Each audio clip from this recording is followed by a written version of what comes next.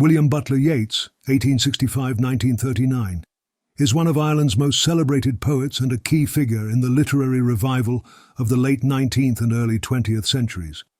A master of symbolic and lyrical poetry, Yeats explored themes of Irish identity, folklore, mysticism, and the intersection of the spiritual and physical worlds. He was deeply influenced by Irish mythology, the occult, and the political struggles of his homeland. His works often reflect a tension between his romantic idealism and his disillusionment with modernity. In 1923, Yeats became the first Irishman to receive the Nobel Prize in Literature, recognized for his profound contributions to poetry. His early works, including The Stolen Child, are suffused with mysticism and a yearning for a world untouched by industrialization.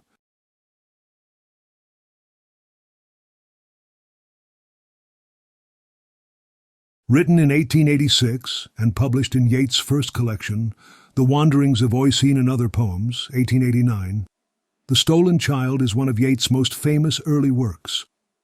The poem captures the allure and danger of the fairy world in Irish folklore, where otherworldly beings called faeries tempt a child to leave the human realm and join their mystical domain.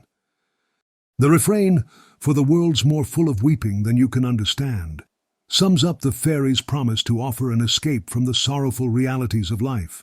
The poem can be interpreted as both a celebration of the mystical and an elegy for the innocence lost when succumbing to its temptations.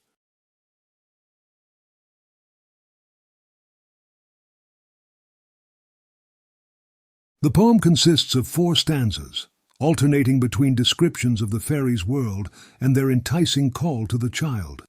Verse stanza. The fairies invite the child to join them by describing a magical world hidden in nature, where streams dance and water flows with joy. They emphasize the enchantment of their realm, free from the sorrow of the human world. Second stanza. The fairies describe their mischievous activities, such as stealing berries and playing among water reeds. They highlight the playful and carefree existence they can offer the child, contrasting it with the weeping and worries of the human world. Third stanza. The fairies elaborate on their magical surroundings, painting a picture of a serene and idyllic life. They tempt the child by evoking the wonder of a world unspoiled by human grief. Final stanza. In a climactic moment, the fairies declare that they will take the child away to their mystical haven. The refrain is repeated with a poignant reminder of the sorrowful reality the child will leave behind, hinting at the permanent and possibly tragic consequences of such a choice.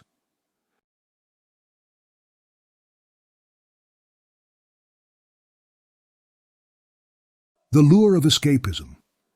The fairies' call represents the temptation to escape the hardships of life by seeking solace in fantasy or nature. The poem reflects Yeats's ambivalence about abandoning reality for an idealized world. Innocence and vulnerability.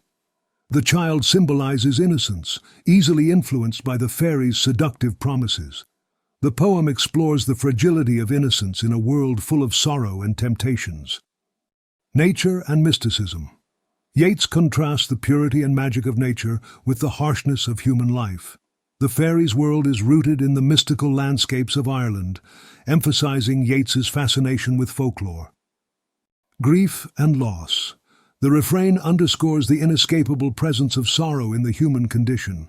The fairies' invitation to escape can also be interpreted as a metaphor for death or the loss of childhood innocence. Irish folklore. The poem reflects Yeats's deep connection to Irish mythology, where fairies are both enchanting and dangerous. Their actions often have irreversible consequences, highlighting the tension between enchantment and reality.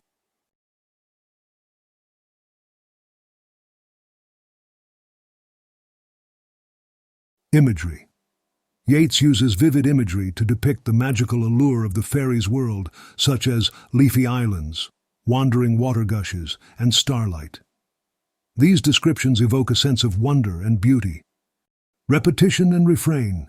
The repeated refrain, "For the world's more full of weeping than you can understand," creates a haunting and melancholic rhythm, emphasizing the contrast between the fairies' promise and the sorrow of reality. Symbolism.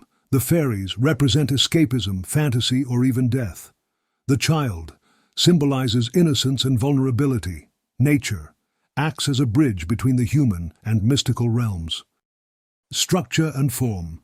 The poem is written in alternating rhyming lines, creating a musical and lyrical quality that enhances its mystical tone.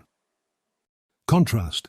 The fairies' descriptions of their world sharply contrast with the implied hardships of the human world, underscoring the tension between fantasy and reality. Personification. Nature is brought to life through phrases like "wandering water gushes," enhancing the magical quality of the fairies' realm.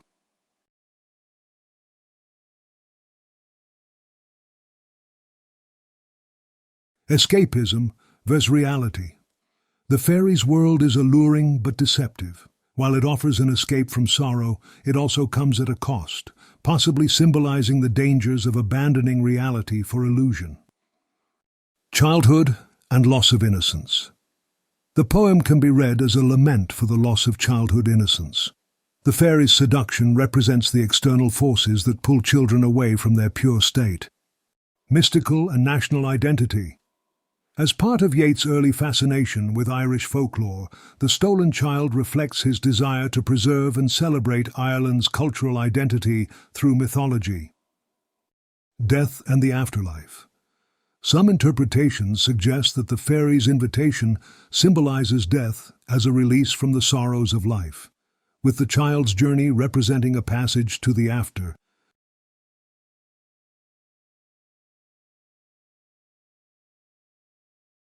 The Stolen Child is a poignant and timeless work that blends Yeats's deep connection to Irish folklore with universal themes of innocence, escapism, and loss. Through its lyrical beauty and rich symbolism, the poem invites readers to ponder the allure of the mystical and the inescapable grief of reality. It stands as a testament to Yeats's ability to weave personal, cultural, and mythical elements into a captivating narrative, making it a cornerstone of his early poetic legacy.